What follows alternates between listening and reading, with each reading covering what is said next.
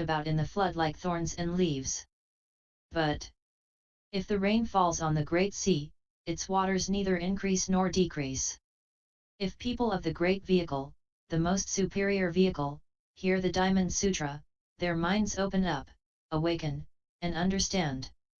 They then know that their original nature itself possesses the wisdom of Prajna. Because they themselves use this wisdom constantly to contemplate and illuminate, they do not rely on written words. Take for example the rain water. It does not come from the sky.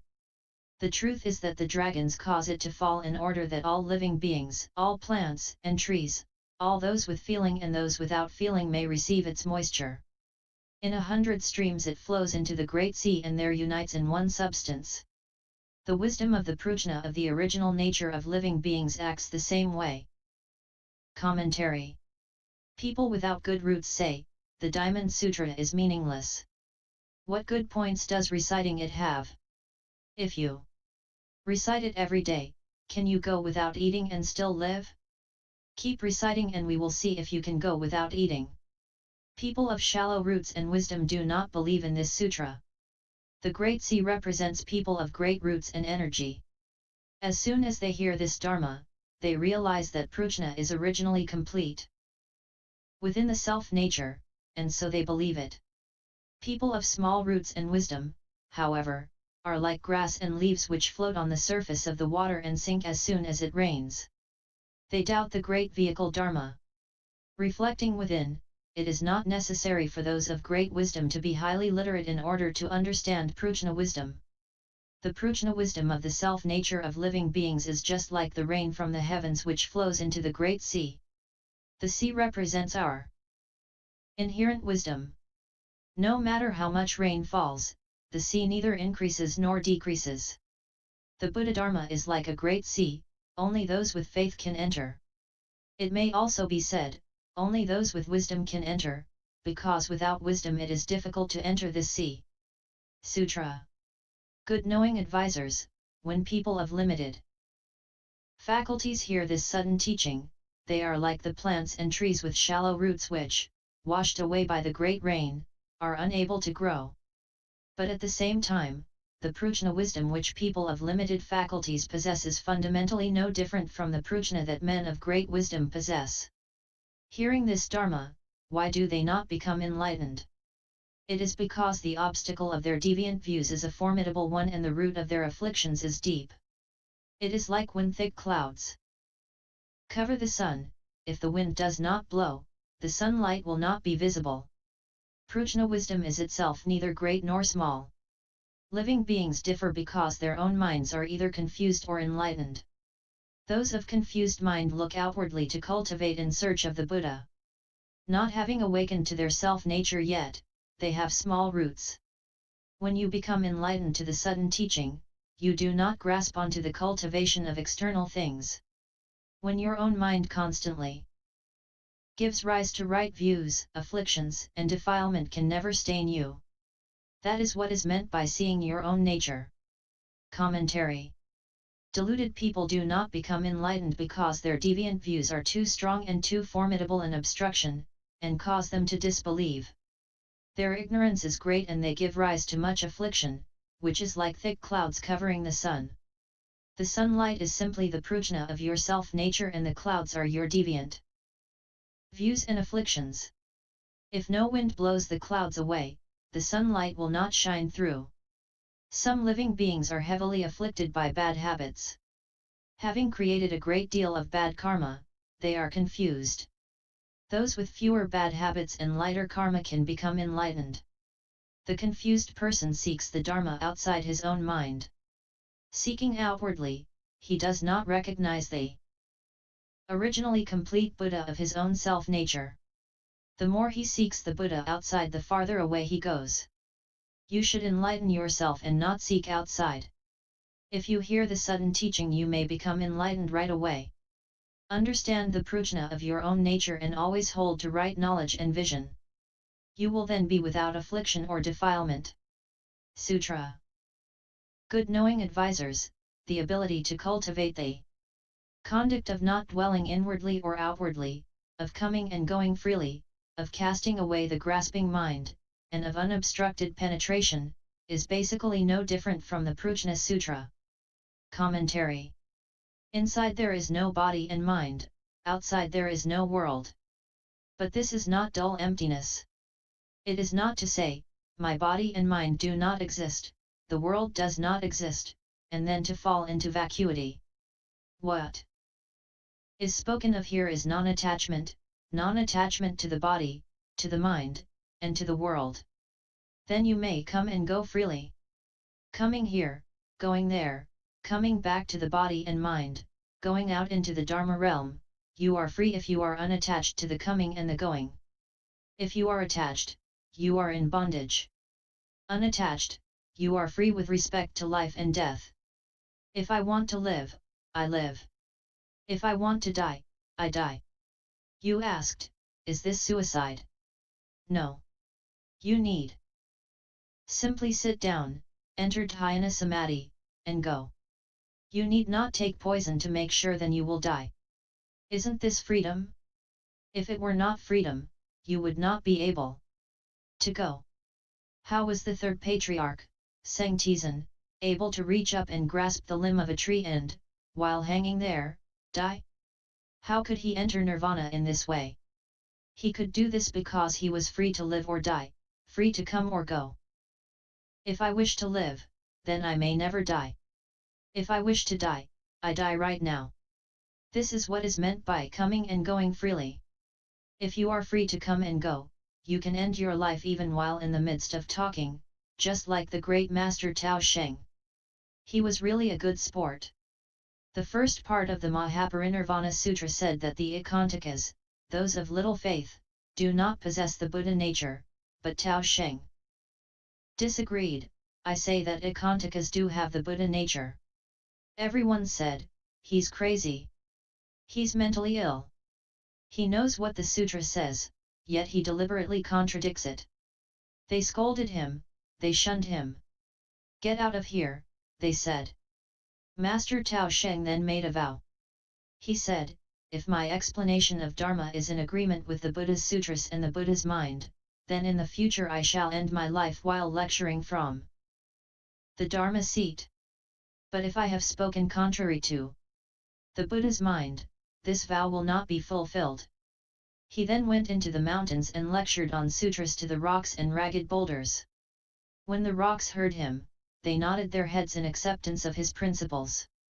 When Sheng, the Venerable, spoke the Dharma, even the rocks bowed. He continued to lecture on sutras until once when, mysteriously and wonderfully, he paused while lecturing and died sitting in the Dharma seat. The assembly looked up and cried, he has gone to rebirth. Wasn't he a good sport? This is what is meant by coming and going freely. You say, Dharma Master, I quite agree with you. I don't want to be attached. In fact, I don't want to follow the rules. After all, the rules are just an attachment. Wrong. If you can cast away your grasping mind and be unattached, you should be unattached to what is wrong, but you should not be unattached to what is right. For example, if you follow the rules you can become a Buddha. But if you think, I am not attached, I don't have to follow the rules, then you cannot become a Buddha. Go down the right road. Retreat from the wrong one. Do not become attached to principles which are in opposition to the way, but grasp and hold tightly to those principles which are in accord with it. Holding to and reciting may be an attachment. But holding to and reciting the Diamond Sutra is cultivation. Do not say, I am attached. I have a small fault which I do not want to give up. What is more, I do not want anyone to know about it. That is to be even more attached. All right then, you say, I don't care if anyone knows about it. If people say I am wrong, I will be unattached and pay no attention. That is deviant knowledge and deviant views. The more you cultivate that way, the farther you drift from the Buddha Dharma. Once you have left attachments behind, you can penetrate and understand without obstruction and be without obstacles to your progress. The ability to cultivate this conduct is basically no different from the Prajna Sutra. If you cannot cultivate this conduct, you will be in opposition to the principle of the Diamond Sutra, but if you can cultivate, it is Prajna wisdom manifest. Sutra. Good knowing advisors, all sutras and writings of the great and small vehicles, the 12 divisions of sutras, have been devised because of people and established because of the nature of wisdom. If there were no people, the 10,000 dharmas would not exist. Therefore you should know that all dharmas are originally postulated because of people, and all sutras are spoken for their sakes. Commentary. On the higher plane, a sutra tallies with the principles of all the Buddhas, and below, it tallies with the opportunities for teaching living beings. For that reason the word sutra took on the meaning to tally. The 12 divisions of sutra text are 1. Prose, 2. Verse, 3. Transmitting of predictions, 4. Interpolations, 5. The speaking of Dharma without its having been requested, 6. Discussion of causes and conditions, 7. Analogies, 8. Events of the past lives of the Buddhas, 9. Events of the past lives of the Bodhisattvas and disciples, 10. Writings which explain principle in an especially expansive way, 11. Dharma which has never been spoken before, 12. Commentaries. Sutras exist because people exist. If there were no people, the sutras would be useless. In the same way, troubles exist only because there are people to have them. The Dharma teaches people how to end their troubles, to get rid of the 84,000 kinds of defilement and trouble. The Buddha teaches 84,000 Dharma doors, but if there were no people, the troubles would never have arisen.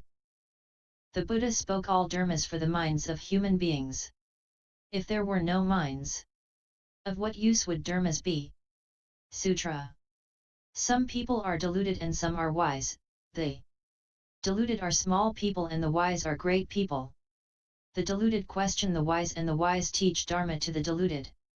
When the deluded people suddenly awaken and understand, their minds open to enlightenment and they are no longer different from the wise. Good knowing advisors, unenlightened, the Buddha is a living being. At the time of a single enlightened thought, the living being is a Buddha. Therefore you should know that the 10,000 dharmas exist totally within your own mind. Why don't you, from within your own mind, suddenly see the true suchness of your original nature? The Bodhisattvashila Sutra says, our fundamental self-nature is clear and pure. If we recognize our own mind and see the nature, we shall all perfect the Buddha way. The Vimalakirti Nirdasa Sutra says, just then, suddenly regain your original mind. Commentary. If, in the very shortest space of time, the space of a thought, you suddenly understand, you wake up and become a Buddha. Confused, you are a living being. Enlightened, you are a Buddha. One confused thought, you are a living being. Thought after thought confused, thought after thought, a living being. One enlightened thought, you are a Buddha. Thought after thought enlightened, thought after a thought, a Buddha. What does it mean to be enlightened? Ask yourself. Ultimately, what advantage do emotion and desire have? Emotion and desire harm your body, that is a serious problem. They rob you of your life, they make you stupid. If in thought after thought you have desire, then thought after thought you are deluded. It is said, karma ended, emotion emptied, is the true Buddha. Karma heavy, emotion turbid, is the living being. Enlightenment is here, put down defiled thoughts and pick up the pure. What are defiled thoughts? Thoughts of desire are defiled thoughts. I will make it even clearer, thoughts of sexual desire are defiled thoughts. You should clearly recognize your thoughts of sexual desire. Should you give way to sexual desire with your body, then the action of your body karma, is impure. If you talk about sex, the action of your mouth is impure. If you constantly think about sex, your mind karma is impure. However, if you are without offense in body, mouth, and mind, you are not far from Buddhahood. Most people turn their backs on enlightenment and unite themselves with the dust of external objects and states. Falling into states of emotion and desire, they become defiled. Leaving emotion.